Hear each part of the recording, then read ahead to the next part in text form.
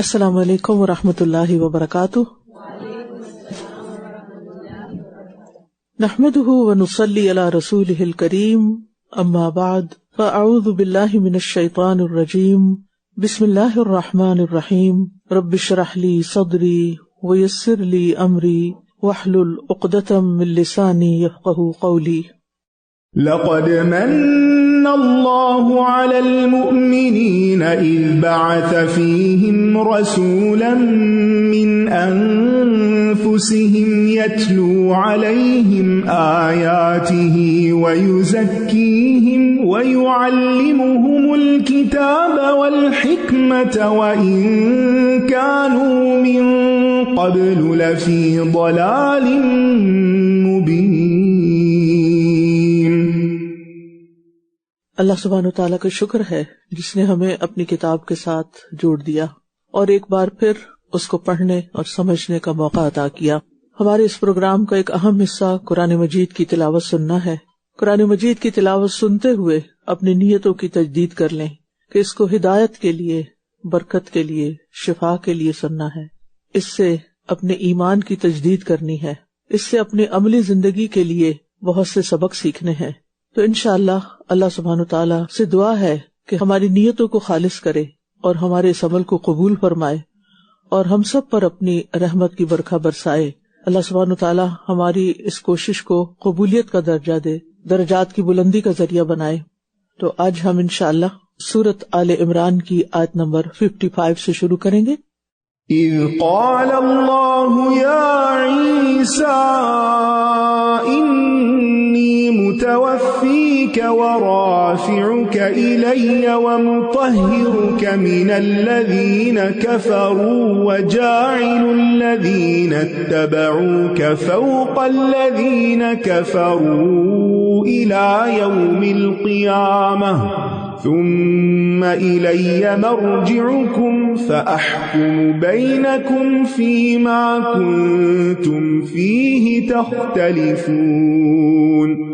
فأما الذين كفروا فأعذبهم عذابا شديدا في الدنيا والآخرة وما لهم من ناصرين. وَأَمَّا الَّذِينَ آمَنُوا وَعَمِلُوا الصَّالِحَاتِ فَيُوَفِّيهِمْ أُجُورَهُمْ وَاللَّهُ لَا يُحِبُّ الظَّالِمِينَ. ذَلِكَ نَتْلُوهُ عَلَيْكَ مِنَ الْآيَاتِ وَالذِّكْرِ الْحَكِيمِ. مثل عيسى عند الله كمثل آدم خلقه من تراب ثم قال له كن فيكون. الحق من ربك فلا تكن من الممترين. فمن حاجك فيه من بعد ما جاءك من العلم فقل تعالوا ندع أبناءنا وأبناءكم ونساءنا ونساءكم وأنفسنا وأنفسكم ثم نبتهل فنجعل لعنة الله على الكاذبين. إن هذا لهو القصص الحق وما من إله إلا الله وإن الله لهو العزيز الحكيم. فإن تولوا فإن الله عليم بالمفسدين.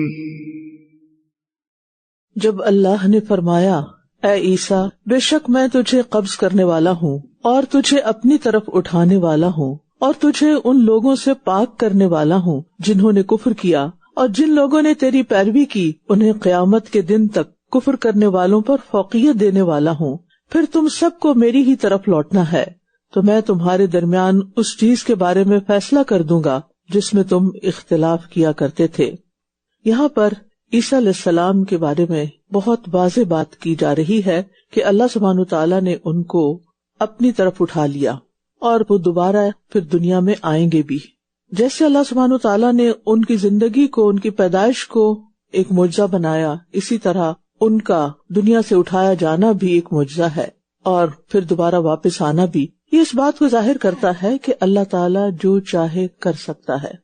یہ قدرت کے قوانین ہمارے لیے ہیں، اللہ تعالیٰ کے لیے نہیں ہے جس نے ان سب چیزوں کو بنایا ہے. تو یہاں پر ان کے لیے متوفی کا لفظ استعمال ہوا ہے. انسان کی موت پر وفات کا جو لفظ بولا جاتا ہے تو اس لیے کہ اس کے جسمانی اختیارات مکمل طور پر اس سے لے لیے جاتے ہیں، اور اس اعتبار سے موت اس کے مختلف جو معنی ہیں ان میں سے ایک صورت ہے، یعنی ایک معنی ہے. نیند میں بھی چونکہ انسان کے اختیارات عارضی طور پر لے لیے جاتے ہیں تو اس لیے نیند پر بھی قرآن نے وفات کا لفظ بولا ہے. تو اس کا مطلب یہ ہے کہ وفات کا اصل معنی ہے پورا لے لینا. تو اللہ سبحانہ تعالیٰ نے فرمایا کہ اے عیسیٰ، میں تجھے یہودیوں کی سازش سے بچا کر پورا اپنی طرف آسمان پہ اٹھا لوں گا. اور پھر ایسا ہی ہوا، اور جب دوبارہ ان کا نزول ہوگا اس وقت وہ دنیا میں آ کر پھر باقاعدہ جیسے تمام انسان فوت ہوتے ہیں وہ بھی فوت ہوں گے اور پھر طبعی موت کے ساتھ دنیا سے واپس جائیں گے. اور مطہرہ کا مطلب ہے کہ تجھے پاک کرنے والا ہوں، یعنی ان تمام الزامات سے پاک کرنے والا ہوں جن سے لوگ آپ کو متہم کر رہے تھے، اور نبی صلی اللہ علیہ وسلم کے ذریعے آپ پر آنے والے تمام الزامات کی تردید ہو گئی. اور پھر یہ کہ ان لوگوں کو جو تجھ پر ایمان رکھیں گے ان کو قیامت تک غلبہ دینے والا ہوں. اس سے مراد یا تو نصارہ ہے جن کا دنیاوی غلبہ ہے، اور یا پھر مسلمان ہیں کہ جو امت محمدیہ ہے صلی اللہ علیہ وسلم کہ جو تمام انبیاء کی سمیت عیسیٰ علیہ السلام کے تصدیق کرتے ہیں اور ان کی صحیح دین کی پیروی کرتے ہیں، وہ اپنے علمی لحاظ سے سب پر غالب ہیں. پھر فرمایا، پھر جن لوگوں نے کفر کیا تو میں انہیں دنیا اور آخرت میں بہت سخت عذاب دوں گا اور ان کے لیے کوئی بھی مددگار نہ ہوگا. اور رہے وہ لوگ جو ایمان لائے اور انہوں نے نیک عمل کیے تو وہ انہیں ان کے اجر پورے دے گا، اور اللہ ظالموں سے محبت نہیں کرتا. تو اس سے پتہ چلتا ہے کہ اللہ تعالیٰ کسی کے بھی اجر میں ذرہ برابر بھی کمی نہیں کرتا. اور یہ بھی یاد رکھیے کہ معاملات کرتے ہوئے کبھی کسی پر ظلم نہ کریں، کیونکہ اللہ ظالم سے محبت نہیں کرتا. جو شخص ظالم ہوتا ہے کسی بھی اعتبار سے وہ اللہ تعالیٰ کی محبت سے محروم ہو جاتا ہے. اور اس سے بڑی بدقسمتی کی بات کیا ہوگی کہ کوئی شخص اللہ سبحانہ تعالیٰ کی نظروں میں ریجیکٹڈ ہو. فرمایا، یہ اللہ کی آیات اور بہت حکمت والا ذکر ہے جو ہم آپ پر پڑھ رہے ہیں. بے شک عیسیٰ کی مثال اللہ کے ہاں آدم کی مثال کی طرح ہے. اس نے اسے مٹی سے بنایا، پھر اس سے کہا ہو جا تو وہ ہو گیا. یہ حق آپ کے رب کی طرف سے ہے تو آپ شک کرنے والوں میں سے نہ ہوں. عیسیٰ علیہ السلام مخلوق ہیں، اللہ کے بیٹے نہیں ہیں. اللہ نے انہیں بنایا جیسے آدم کو بنایا تھا. آدم علیہ السلام کے تو نہ ماں تھے نہ باپ، پھر بھی اللہ نے ان کو اپنے ہاتھ سے پیدا کیا اور تخلیق کیا. تو عیسیٰ علیہ السلام کو بھی اللہ سبحانہ تعالیٰ نے بغیر باپ کے اپنی قدرت سے پیدا کیا، لیکن لوگوں نے اس کو نہیں مانا. فرمایا کہ یہ حق آپ کے رب کی طرف سے ہے کہ وہ ایک انسان تھے، اللہ کے بیٹے نہیں تھے، لہٰذا آپ شک نہ کریں. پھر جو کوئی آپ سے اس کے بارے میں جھگڑا کرے اس کے بعد کہ آپ کے پاس علم آ چکا تو کہہ دیجئے کہ آؤ ہم اپنے اور تمہارے بیٹوں کو اور اپنی اور تمہاری عورتوں کو بلا لیں اور ہم خود بھی آ جائیں اور تم بھی آ جاؤ. پھر ہم گڑ گڑا کر دعا کریں، پھر ہم جھوٹوں پر اللہ کی لعنت کریں. بلا شبہ یہ بالکل سچا بیان ہے اور اللہ کے سوا کوئی معبود نہیں، اور بے شک اللہ یقیناً وہ بہت زبردست خوب حکمت والا ہے. پھر اگر وہ منہ موڑ جائیں تو بے شک اللہ فساد کرنے والوں کو خوب جانتا ہے. تو اس سے یہ پتہ چلتا ہے کہ اگر کوئی شخص اللہ سبحانہ تعالیٰ کی بات کو نہیں مانتا اور ضد کی وجہ سے حق کا انکار کرتا ہے تو ایسے شخص سے مباہلہ ہو سکتا ہے، جیسے یہاں پر دونوں فریقین کو اکٹھا کر کے جھوٹے پر اللہ کی لعنت کرنے کی بات کی گئی. ایسا کیوں ہے؟ اس لیے کہ جو توحید کا انکار کرتا ہے وہ معاشرے میں شر و فساد پھیلانے کا باعث بنتا ہے. تو اس لیے باقی چیزوں پر انسان کہیں نہ کہیں نرمی دکھا سکتا ہے، لیکن توحید کا معاملہ ایسا ہے کہ جس پر انسان کو پوری طرح فرم ہونا چاہیے، کیونکہ ذرہ برابر، رائی کے دانے برابر بھی شرک اللہ تعالیٰ برداشت نہیں کرے گا، اور وہ انسان کے سارے اعمال کو برباد کرنے کا ذریعہ۔ لہٰذا ایسے معاملات میں انسان اپنے نقطہ نظر کو ہر طرح سے بیان کرنے کی کوشش کرے۔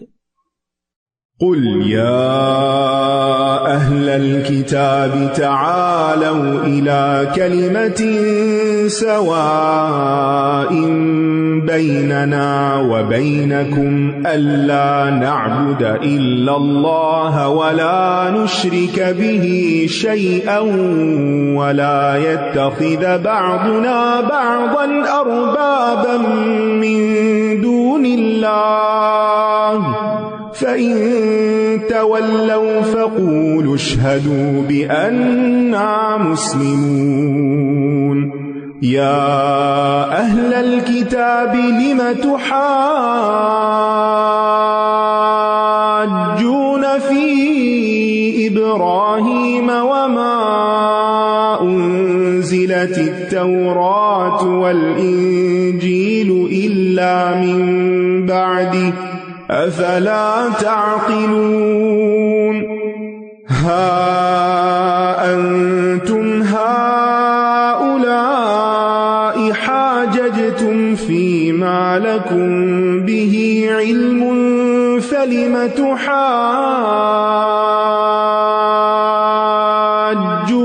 فِيمَا لَيْسَ لَكُمْ بِهِ عِلْمٌ واللہ یعلم وانتم لا تعلمون ما كان ابراہیم یہودیا ولا نصرانیا ولكن كان حنیفا مسلما وما كان من المشرکین ان اولى الناس بإبراهيم للذين اتبعوه وهذا النبي والذين آمنوا والله ولي المؤمنين ودت طائفة من أهل الكتاب لو يضلونكم وما يضلون إلا أنفسهم وما يشعرون يا أهل الكتاب لم تكفرون بآيات الله وأنتم تشهدون يا أهل الكتاب لم تلبسون الحق بالباطل وتكتمون الحق وأنتم تعلمون۔ کہہ دیجئے اے اہل کتاب، آؤ ایک ایسی بات کی طرف جو ہمارے درمیان اور تمہارے درمیان مشترک ہے، یہ کہ ہم اللہ کے سوا کسی کی عبادت نہ کریں اور اس کے ساتھ کسی چیز کو شریک نہ ٹھہرائیں، اور ہم میں سے کوئی بھی اللہ کو چھوڑ کر کسی دوسرے کو رب نہ بنائے۔ پھر اگر وہ منہ موڑ جائیں تو تم سب کہو کہ گواہ رہو، بے شک ہم فرمانبردار ہیں۔ بات یہ ہے کہ اس کائنات کی سب سے بڑی حقیقت اور سب سے بڑی سچائی توحید ہے کہ اللہ ایک ہے۔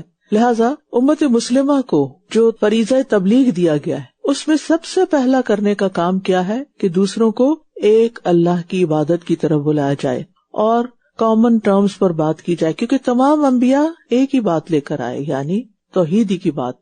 حق زیادہ باتیں کرنے کا نام نہیں ہوتا، حق چاہے ایک کلمہ ہی کیوں نہ ہو، اس پر جم جانا ضروری ہے، اور اس کائنات کا سب سے بڑا حق چونکہ توحید ہے، لہٰذا ہم سب کو بھی وقتاً فوقتاً اپنے ایمان کا جائزہ لیتے رہنا چاہیے۔ شرک اکبر سے تو الحمدللہ ہم نجات پا گئے، لیکن ریاکاری کی صورت میں شرک اصغر کہیں نہ کہیں ہماری زندگیوں میں داخل ہو جاتا ہے، تو اس سے بھی پرہیز کرنا چاہیے۔ اور یہاں پر جو کہا گیا ہے کہ ہم اللہ کے سوا کسی اور کو رب نہ بنائیں، تو رب بنانے سے مراد کیا ہے؟ اس کے بارے میں آتا ہے کہ عدی بن حاتم جب مسلمان ہوئے، جب یہ آیت نازل ہوئی، تو انہوں نے کہا کہ اللہ کے رسول صلی اللہ علیہ وسلم، ہم کسی کو رب تو نہیں بناتے تھے، یعنی رب تو ہم اللہ ہی کو مانتے ہیں، تو آپ نے فرمایا کہ کیا تمہارے علماء جس چیز کو حلال کرتے تھے تم اس کو حلال نہیں سمجھتے تھے، اور جس کو حرام کرتے تھے اس کو حرام نہیں سمجھتے تھے؟ ان کا ہاں ایسا تو ہم کرتے تھے۔ فرمایا پھر یہی رب بنانا ہے۔ کسی کو رب ماننے کا مطلب یہ ہے کہ جو کچھ وہ کہتا ہے بس وہی حرف آخر ہے، وہی ٹھیک ہے، اور اس کے مقابل میں رب کی بات جو ہے اس کو چھوڑ دیا جائے۔ تو اس سے پرہیز کرنا چاہیے۔ اسی طرح اللہ کے سوا کسی اور کو سجدہ کرنا بھی اس کو رب بنانا ہے، کسی اور کے نام کی نظر و نیاز دینا بھی اس کو رب بنانا ہے، یعنی اس کے بندے ہیں جو وہ کہہ رہا ہے وہ کر رہے ہیں یا اس کو خوش کرنے کی کوشش میں لگے ہوئے ہیں، تو اس سے پرہیز کرنے کی ضرورت ہے۔ اے اہل کتاب، تم ابراہیم کے بارے میں کیوں جھگڑا کرتے ہو، حالانکہ تورات اور انجیل اس کے بعد ہی تو نازل کی گئی تھی؟ کیا پھر بھی تم عقل سے کام نہیں لیتے؟ ہاں، تم وہی لوگ ہو جنہوں نے اس معاملے میں جھگڑا کیا جس کا تمہارے پاس کچھ علم تھا، پھر تم اس معاملے میں کیوں جھگڑا کرتے ہو جس کا تمہیں کچھ بھی علم نہیں، اور اللہ جانتا ہے اور تم نہیں جانتے۔ ان آیات سے ایک بڑا اہم سبق ہمیں مل رہا ہے کہ جس شخص کے پاس علم نہ ہو اس کو بحث مباحثے سے روک دینا چاہیے، اور اگر آپ کو کسی کے ساتھ کوئی آرگیومنٹ کرنی ہو تو اس کے لیے آپ کے پاس دلیل ہونی چاہیے۔ یعنی جو شخص کسی بات کے بارے میں پوری طرح علم نہ رکھتا ہو اس کی بات کوئی حیثیت نہیں رکھتی۔ ابراہیم نہ تو یہودی تھا اور نہ عیسائی، بلکہ وہ یکسو مسلمان تھا، اور وہ شرک کرنے والوں میں سے نہ تھا۔ بے شک سب لوگوں میں ابراہیم کے قریب تر وہ لوگ ہیں جنہوں نے اس کی پیروی کی ہے، ان کے طریقے پر چلیں۔ اور ابراہیم علیہ السلام کی زندگی میں سب سے بڑی اور سب سے خوبصورت بات کیا ہے جو ان کا اسوہ حسنہ ہے؟ انہوں نے کس بات کی خاطر آگ میں جانا گوارا کیا، کس بات کی خاطر اپنے والدین کو چھوڑا، کس بات کی خاطر اپنا وطن چھوڑا، کس بات کی خاطر انہوں نے بت توڑے؟ لا الہ الا اللہ۔ ان کو بیزاری تھی تو کس سے؟ شرک سے۔ اور قرآن نے ان کے حق میں بارہا گواہی دی کہ وہ شرک کرنے والوں میں سے نہ تھا۔ بے شک سب لوگوں میں ابراہیم کے قریب تر وہ لوگ ہیں جنہوں نے اس کی پیروی کی، اور یہ نبی اور وہ لوگ بھی جو آپ پر ایمان لائے، اور اللہ مومنوں کا دوست ہے۔ اہل کتاب میں سے ایک گروہ چاہتا ہے کہ کاش وہ تمہیں گمراہ کر دے، حالانکہ وہ خود اپنے آپ ہی کو گمراہ کر رہے ہیں اور وہ شعور نہیں رکھتے۔ اے اہل کتاب، تم کیوں اللہ کی آیات کا انکار کرتے ہو حالانکہ تم ان کی سچائی کی گواہی دیتے ہو؟ اے اہل کتاب، تم حق کو باطل کے ساتھ کیوں خلط ملط کرتے ہو اور تم حق کو چھپاتے ہو حالانکہ تم جانتے ہو۔ یہاں پر آپ دیکھیں کہ اللہ سبحانہ وتعالیٰ براہ راست اہل کتاب کو مخاطب کر کے ان سے متعلق بہت سے احکامات دے رہے ہیں۔ تو اس سے یہ پتہ چلتا ہے کہ قرآن مجید حق بیان کرتا ہے، اور اصل حق وہ ہے جو اللہ سبحانہ وتعالیٰ کی طرف سے آئے، لہذا اس میں شک نہیں کرنا چاہیے۔ باقی دنیا بھر کے فلسفے اور دلیلیں اور چیزیں وہ میٹر نہیں کرتی۔ وقالت طائفة من أهل الكتاب آمنوا بالذي أنزل على الذين آمنوا وجه النهار واكفروا آخره لعلهم يرجعون ولا تؤمنوا إلا لمن تبع دينكم قل إن الهدى هدى الله أن يؤتى أحد مثل ما أوتيتم أو يحاجوكم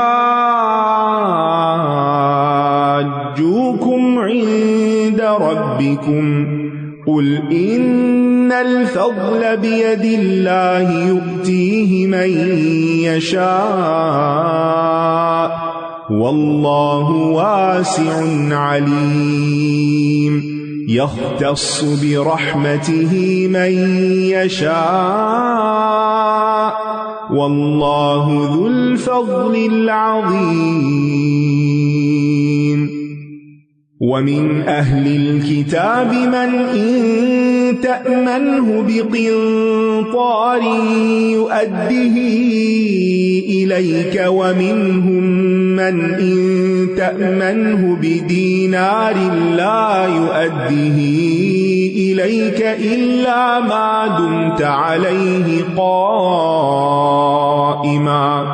ذلك بأنهم قالوا ليس علينا في الأميين سبيل ويقولون على الله الكذب وهم يعلمون بلى من أوفى بعهده واتقى فإن الله يحب المتقين إن الذين يشترون بعهد الله وأيمانهم ثمنا قليلا أولئك لا خلاق لهم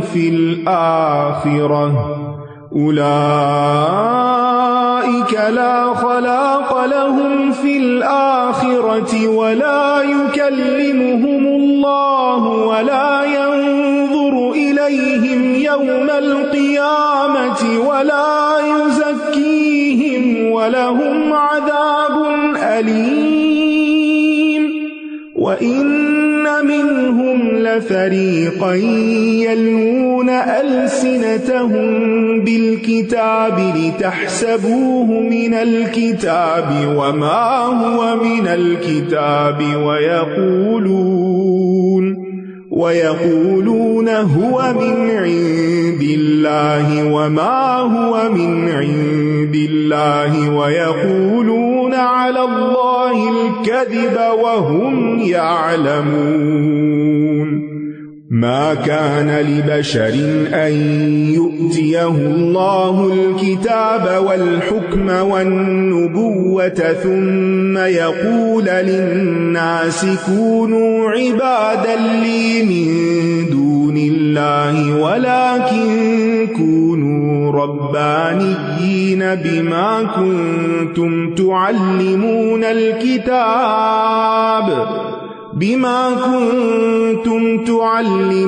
الكتاب وبما كنتم تدرسون ولا يأمركم أن تتخذوا الملائكة والنبيين أربابا أيأمركم بالكفر بعد إذ أنتم مسلمون۔ اور اہل کتاب میں سے ایک گروہ نے کہا کہ جو ایمان لانے والوں پر نازل کیا گیا ہے یعنی قرآن، اس پر دن کے شروع میں ایمان لے آؤ اور اس کے آخر میں اس کا انکار کر دو، شاید کہ وہ اس دین سے پلٹ جائیں۔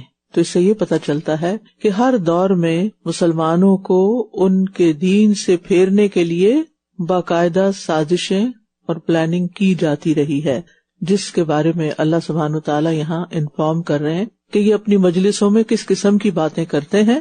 مقصد کیا ہے کہ مسلمان خبردار رہیں، میں اور آپ ہوشیار رہیں اپنے بارے میں بھی اور اپنی اولادوں کے بارے میں بھی، اپنی نسلوں کے بارے میں بھی، کہ کہیں ان کے دل میں اسلام کے بارے میں کوئی بدگمانی تو نہیں۔ یہاں پر جو چال چلی جا رہی تھی وہ کیا تھی کہ پہلے ایمان لے آؤ، یہ ظاہر کرو ہم مسلمان ہیں، اور پھر نکل جاؤ اس سے کہ نہیں ہم نے تو اسلام میں کوئی خوبصورتی نہیں دیکھی اور اس قرآن میں تو کوئی خاص چیز نہیں ہے۔ آج بھی آپ دیکھیں کہ ایسی قوتیں اور ایسی کوششیں موجود ہیں جس میں خاص طور پر ہماری نوجوان نسل کو قرآن سے بدظن کیا جا رہا ہے، اور جب قرآن پر ہی ایمان نہیں رہتا جو بنیاد ہے ہمارے دین کی، اور جب اسی کا ٹرسٹ ختم ہو جائے تو پھر آپ دیکھیں کہ باقی کون کس قسم کا مسلمان رہ جائے گا۔ فرمایا اور کسی کی بات کا یقین نہ کرو سوائے اس کے جو تمہارے دین کی پیروی کرے، کہہ دیجئے بے شک اصل ہدایت تو اللہ ہی کی ہدایت ہے، کہیں ایسا نہ ہو کہ کسی اور کو بھی ویسی چیز دے دی جائے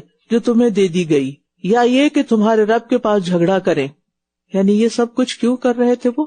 حسد کی بنا پر، کہ یہ سب تو ہمیں ملنا چاہیے تھا، کسی اور کو چونکہ مل گیا اس لیے ہم اس کو نہیں مانیں گے۔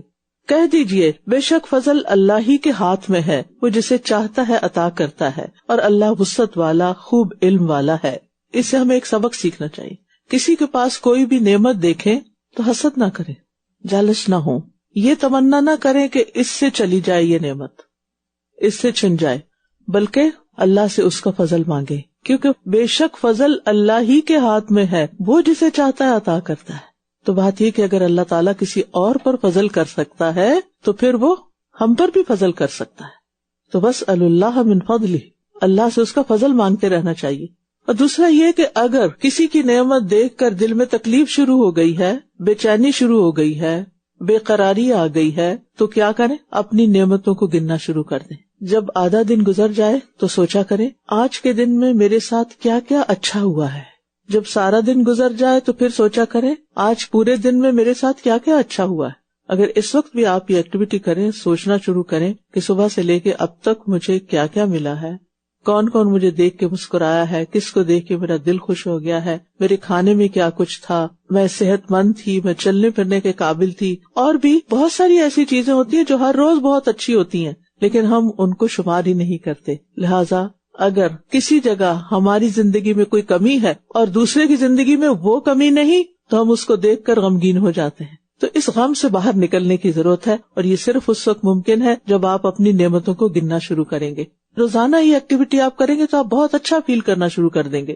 فرمایا وہ اپنی رحمت کے ساتھ خاص کر لیتا ہے جسے وہ چاہتا ہے اور اللہ بڑے فضل والا ہے. اور اہل کتاب میں سے کوئی ایسا ہے کہ اگر آپ اسے ایک خزانہ بطور امانت دیں تو وہ اسے آپ کو واپس کر دے گا، اور ان میں سے کوئی ایسا بھی ہے کہ اگر آپ اسے 1 دینار بھی بطور امانت دیں تو وہ کبھی آپ کو واپس نہیں کرے گا.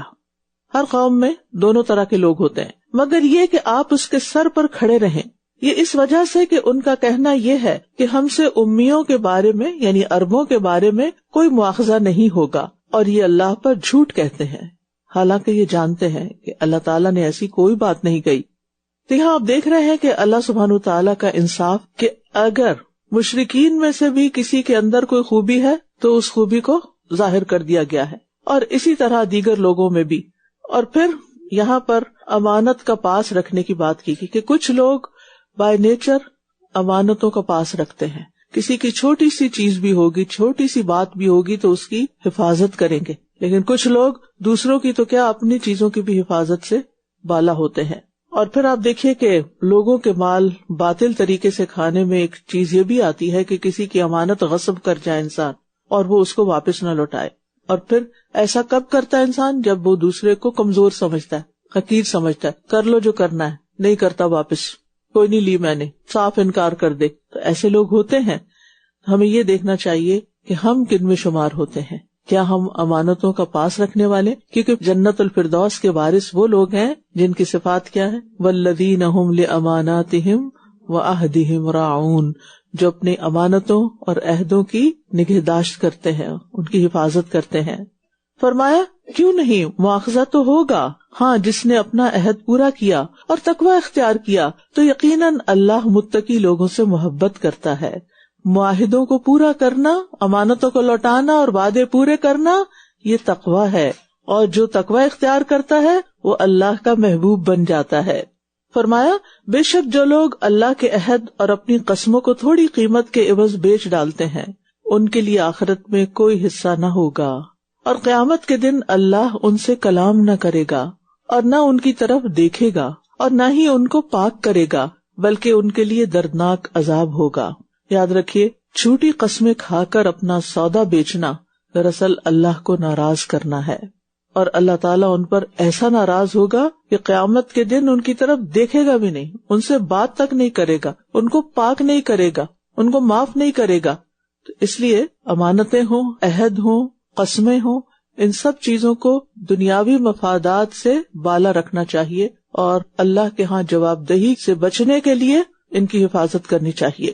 پھر فرمایا اور بے شک ان میں ایک گروہ کے لوگ ایسے ہیں جو اللہ کی کتاب پڑھتے وقت اس کے ساتھ اپنی زبانوں کو مروڑتے ہیں تاکہ تم اسے کتاب کی عبارت سمجھو، حالانکہ وہ کتاب میں سے نہیں ہوتا، اور یہ کہتے ہیں کہ وہ اللہ کی طرف سے ہے، حالانکہ وہ اللہ کی طرف سے نہیں ہوتا، اور یہ جانتے بوجھتے اللہ پر جھوٹ بولتے ہیں. اب دیکھیے کہ کوئی بات جو اللہ کی طرف سے نہ ہو اسے لوگوں کو یہ کہہ کے بتانا یہ اللہ کی طرف سے، چاہے یہ کہہ کے بتایا جائے کہ اللہ نے فرمایا اور اللہ تعالیٰ نے فرمایا نہ ہو، یا پھر انداز ایسا اختیار کر لینا، اپنی ٹون ایسی اختیار کرنا کہ گویا وہ اللہ کی طرف سے. آپ نے کبھی ایسے لوگوں کو سنا ہوگا جو بعض اوقات عام باتوں کو بھی اس طرح گا گا کے پڑھ رہے ہوتے ہیں گویا وہ قرآن کا ترجمہ کر رہے ہوں یا کوئی حدیث بیان کر رہے ہوں، یا حدیث کے اندر ایسی اپنی طرف سے باتیں شامل کر لیتے ہیں. تو اس سے بھی پرہیز کرنا چاہیے. یعنی اگر آپ کوئی اپنی بات کر رہے ہیں تو ٹون بدل لیجئے تاکہ لوگ یہ نہ سمجھے کہ یہ قرآن میں لکھا ہے. بہت احتیاط کی ضرورت ہے اس میں ہم سب کے لیے. اور پھر یہ اللہ سبحانہ و تعالیٰ کے خلاف ایک جرت ہے. کہ جو بات اس نے نہیں فرمائی اسے کہنا کہ اس نے فرمائی. اگر کوئی آپ کے بارے میں کہے کہ آپ نے یہ کہا تھا حالانکہ آپ نے نہ کہا ہو تو اس وقت کیا ہوتا ہے, کیسی فیلنگ ہوتی ہے؟ ہم انسان ہو کے جو کوئی حیثیت نہیں, ہستی نہیں ہماری, ہم سخت مائنڈ کرتے ہیں, غصہ کرتے ہیں, ناراض ہوتے ہیں, بہت سینسیٹیو ہو جاتے ہیں اس وقت اگر کوئی ہم پر ایسا کچھ الزام لگا دے. تو اللہ پر الزام لگانا اور اللہ سبحانہ وتعالیٰ کے بارے میں وہ باتیں کہنا جو اس نے فرمائی نہ ہو, یہ کوئی معمولی جھوٹ نہیں ہے, یہ بہت بڑا جھوٹ ہے اور اللہ تعالیٰ کی تعظیم کے خلاف ہے اور یہ بہت بڑی جسارت ہے. پھر فرمایا کسی انسان کے لیے جائز نہیں کہ اللہ اس کو کتاب اور حکمت اور نبوت عطا کرے پھر وہ لوگوں سے کہنے لگے کہ اللہ کو چھوڑ کر میرے بندے بن جاؤ, بلکہ وہ کہے گا کہ تم ربانی بن جاؤ کیونکہ تم کتاب کی تعلیم دیتے رہے ہو اور تم خود بھی اسے پڑھتے رہے ہو, اور نہ ہی وہ تمہیں حکم دیتا ہے کہ تم فرشتوں اور نبیوں کو رب بنا لو. یعنی کوئی پیغمبر یہ نہیں کہتا کہ تم فرشتوں اور نبیوں کو رب بنا لو. کیا وہ تمہیں کفر کا حکم دے گا اس کے بعد کہ تم مسلمان ہو چکے ہو؟ تو بات یہ ہے کہ جب کسی نبی کو حق نہیں کہ وہ اپنی عبادت کا حکم دے تو کوئی دوسرا بندہ اس مرتبے پر کیسے فائز ہو سکتا ہے کہ اس کو رب بنا کر اس کی عبادت کی جائے, اس کو سجدے کیے جائیں اور اس کے آگے ہاتھ جوڑے جائیں اور رکوع کیے جائیں. لیکن افسوس یہ کہ آج مسلمانوں کے اندر ایسی چیزیں پائی جاتی ہیں کہ وہ انسانوں کے آگے جا کر نہ صرف یہ کس طرح جھکے ہوتے ہیں جیسے رکوع, بلکہ بعض لوگ تو میں نے خود اپنی آنکھوں سے ویڈیوز میں سجدہ کرتے ہوئے دیکھے ہیں.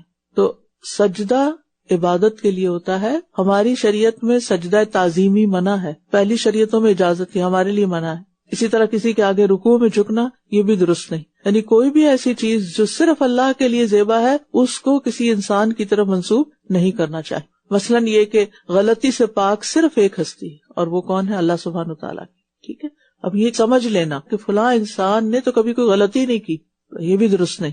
یعنی جو اللہ سبحانہ وتعالیٰ کی صفات ہیں وہ اللہ تعالیٰ کی صفات, ان صفات میں بھی بندوں کو شریک نہیں کر سکتے. تو انبیاء نے آ کر کیا تعلیم دی کہ تم ربانی بن جاؤ. ٹھیک ہے, ربانی کون ہوتا ہے؟ رب والا. ٹھیک ہے, کیونکہ تم کتاب کی تعلیم دیتے رہے ہو اور تم خود بھی اسے پڑھتے رہے. تو اس سے یہ پتہ چلتا ہے کہ انسان کو رب والا بننے کے لیے یہ دو کام کرنے چاہیے. نمبر 1 کتاب کی تعلیم اور نمبر 2 کتاب کو پڑھنا, سیکھنا اور سکھانا.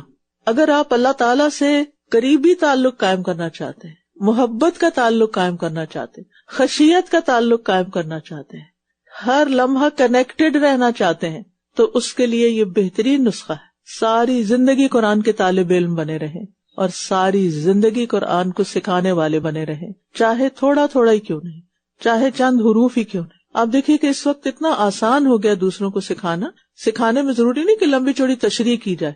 آپ ترجمے والا سپارہ لے کر کسی کو شروع کروا سکتے ہیں کہ آئے مل بیٹھ کر لفظ عربی میں پڑھتے ہیں اور اس کا ترجمہ پڑھتے ہیں اور مل کے یاد کرتے ہیں اور قرآن کو سمجھتے ہیں اپنی دوستوں کے ساتھ, اپنے بچوں کے ساتھ, کسی کے ساتھ بھی بیٹھ کر. اور اس سے آپ دیکھیں کہ آپ کا ایمان تازہ ہوتا رہے گا اور آپ کے دل میں اللہ تعالیٰ کی محبت پیدا ہوتی رہے گی, کیونکہ قرآن اللہ کا کلام ہے نا, تو اس کے کلام کے ذریعے ہی اس کی محبت ملتی ہے. یہ سب سے بہترین ذریعہ ہے. کچھ اور کام بھی ہیں جس سے اللہ کی محبت ملتی ہے, لیکن خاص طور پر یہ کام, جیسے ان اللہ یحب التوابین و یحب المتطہرین, بے شک اللہ محبت کرتا ہے کس سے؟ بہت توبہ کرنے والوں سے. تائب نہیں کہا گیا, تواب کہا گیا. اور تواب کون ہوتا ہے؟ بار بار توبہ کرتا ہے, چھوٹی بڑی ہر غلطی پہ توبہ کرتا ہے, استغفار کرتا ہے. اور دوسرا پاک صاف رہنا. آئی نو کہ سردیوں کا موسم ہے اور جیکٹس روز نہیں دھوئی جا سکتی, لیکن جیکٹس کو باہر اتار کے آنا چاہیے تاکہ وہ اسمیل قرآن کی مجلس میں نہ آئے. اس سے کنسنٹریشن پر فرق پڑتا ہے, کیونکہ اللہ تعالیٰ محبت کرتا پاک صاف رہنے والوں. نبی صلی اللہ علیہ وسلم نے مسجد میں لہسن پیاز کھا کر جانے سے کیوں منع کیا؟ اسمیل آتی کس کو؟ نمازیوں کے علاوہ کسی اور کو بھی آتی, فرشتوں کو. ان کو اس سے اذیت ہوتی. انہوں نے قرآن کی مجلسوں میں آنا ہوتا ہے, انہوں نے مسجد میں نمازوں کے وقت حاضری دینی ہوتی ہے, اور جب نمازیوں سے اسمیل آ رہی ہو تو وہ پیچھے ہٹتے. یعنی فطرت سلیمہ پہ رہنے کا تقاضا کیا ہے؟ پاک صاف رہیں. آنے سے پہلے اپنے کپڑوں کو ضرور اسمیل کریں, چیک کریں صاف ہیں کہ نہیں. سستی کا مظاہرہ نہ کریں, کیونکہ قرآن کی مجلس عظیم مجلس ہوتی ہے جس کو اللہ کی رحمت اور سکینت اور فرشتے ڈھانپ لیتے ہیں.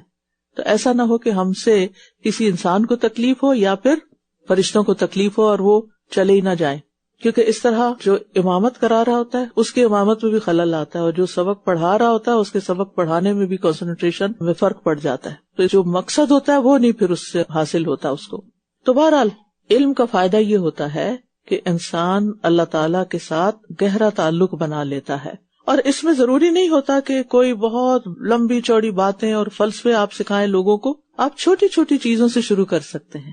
کسی کو کلمہ سکھا دیں، کسی کو نماز کا طریقہ سکھا دیں، کسی کو صحیح وضو کرنا سکھا دیں، کسی کو صحیح طور پر رکوع اور قیام اور سجدہ کرنا سکھا دیں، کسی کو کوئی چھوٹی چھوٹی دعا سکھا دیں. اور آغاز کہاں سے کریں گے؟ شروع کہاں سے کریں گے؟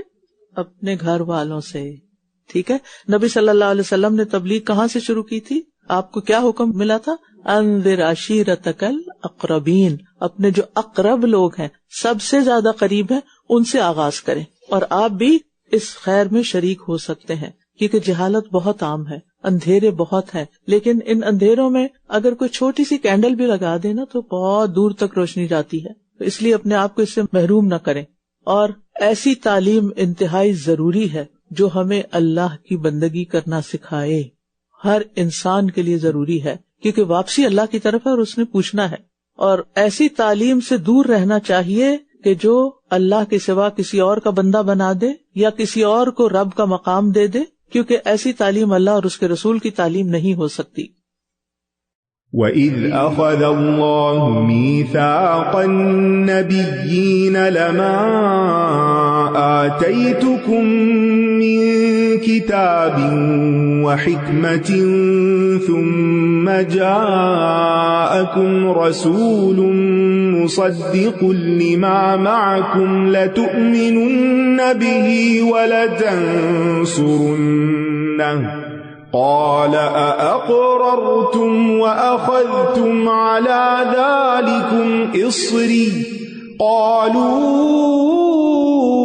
أقررنا قال فاشهدوا وأنا معكم من الشاهدين فمن تولى بعد ذلك فأولئك هم الفاسقون أفغير دين الله يبغون وله أسلم من في السماوات والأرض طوعا وكرها وإليه يرجعون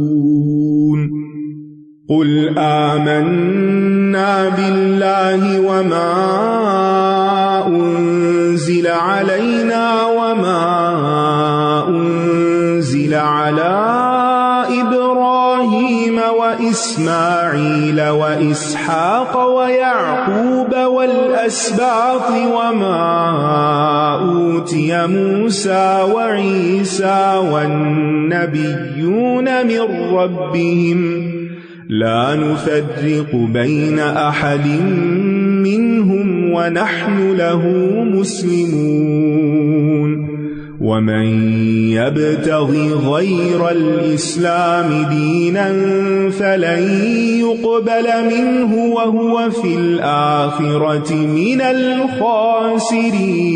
الخاسرين كيف يهدي الله قوما كفروا بعد إيمانهم وشهدوا أن الرسول حق وجاءهم البينات والله لا يهدي القوم الظالمين أولئك جزاؤهم أن عليهم لعنة الله والملائكة والناس أجمعين خالدين فيها لا يخفف عنهم العذاب ولا هم ينظرون إلا الذين تابوا من بعد ذلك وأصلحوا فإن إِنَّ اللَّهَ غَفُورٌ رَّحِيمٌ إِنَّ الَّذِينَ كَفَرُوا بَعْدَ إِيمَانِهِمْ ثُمَّ ازْدَادُوا كُفْرًا لَّن تُقْبَلَ تَوْبَتُهُمْ وَأُولَٰئِكَ هُمُ الضَّالُّونَ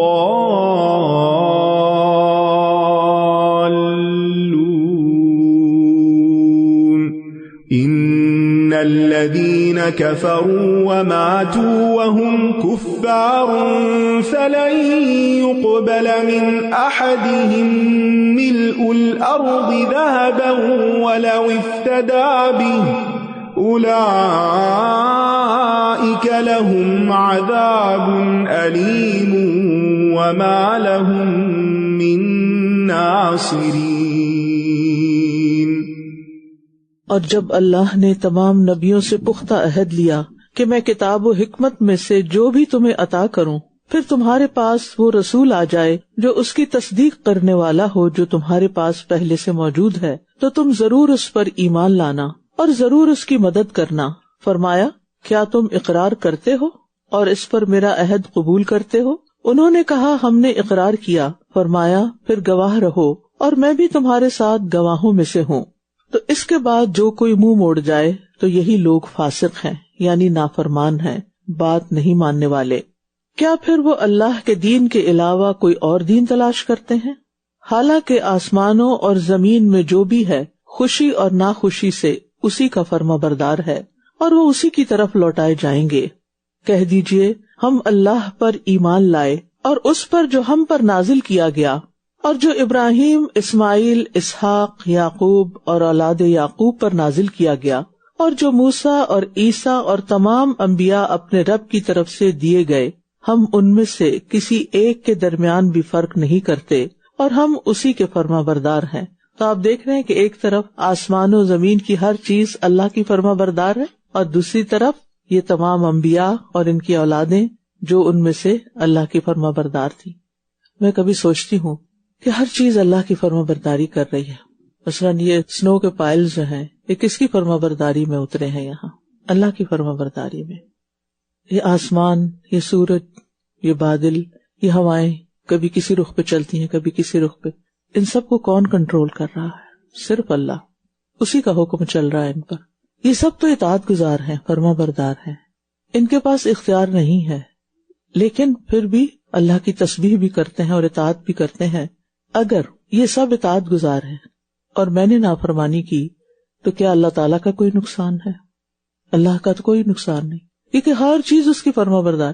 مجھے اس نے تھوڑا سا وقتی تھوڑا سا اختیار دیا ہے اور میں اس اختیار کو اسی کے خلاف استعمال کروں اور اس کے دشمن شیطان کی بات مانوں اور کوئی اور راستہ اختیار کر لوں اس کے سوا جو اللہ کا پسندیدہ راستہ ہے، جو صراط مستقیم ہے، تو پھر مجھے کون بچائے گا؟ مجھے کون چھڑائے گا؟ کون میرے کام آئے گا؟ کیا میں صرف لوگوں کی پسند کی خاطر ان کا سا لائف سٹائل اختیار کر لوں اور اللہ کو بھول جاؤں، اللہ کی اطاعت کے کام چھوڑ دوں؟ ان میں سے کون ہے جو کل میرے کام آئے گا؟ کیا میں صرف گھر والوں کی مخالفت کی وجہ سے اللہ کا دین چھوڑ دوں؟ کیا کل اللہ کے سامنے پہنچ کر کوئی گھر والا چھڑانے آئے گا؟ نہیں، کوئی بھی کام نہیں آئے گا۔ لہٰذا مجھے تو وہی کرنا ہے جو میرا رب مجھ سے چاہتا ہے، اور یہی طریقہ تھا ان سارے چنے ہوئے لوگوں کا جن کا اللہ نے اس کلام میں ذکر فرمایا۔ پھر واضح فرما دیا کہ اسلام کے سوا کوئی اور دین چاہے گا تو وہ اس سے ہرگز قبول نہ کیا جائے گا، چاہے وہ کتنی بھی محنت کر کے آیا ہو، اور وہ آخرت میں خسارہ پانے والوں میں سے ہوگا۔ اللہ کیوں کر ہدایت دے گا ان لوگوں کو جنہوں نے اپنے ایمان لانے کے بعد کفر کیا، حالانکہ انہوں نے گواہی دی تھی کہ رسول برحق ہیں اور ان کے پاس واضح نشانیاں آ چکی تھیں، اور اللہ ظالم لوگوں کو ہدایت نہیں دیتا۔ جو شخص ظلم میں مبتلا ہوتا ہے وہ گمراہی میں بھی مبتلا ہو جاتا ہے، کیونکہ پھر اللہ تعالیٰ کی ہدایت سے دور ہو جاتا ہے۔ پھر فرمایا، ایسے لوگوں کا بدلہ یہ ہے کہ ان پر اللہ کی اور فرشتوں کی اور تمام انسانوں کی لعنت ہے، تمام انسانوں کی، یہ اس لعنت میں ہمیشہ رہنے والے ہیں۔ نہ تو ان سے عذاب ہلکا کیا جائے گا اور نہ ہی یہ مہلت دیے جائیں گے۔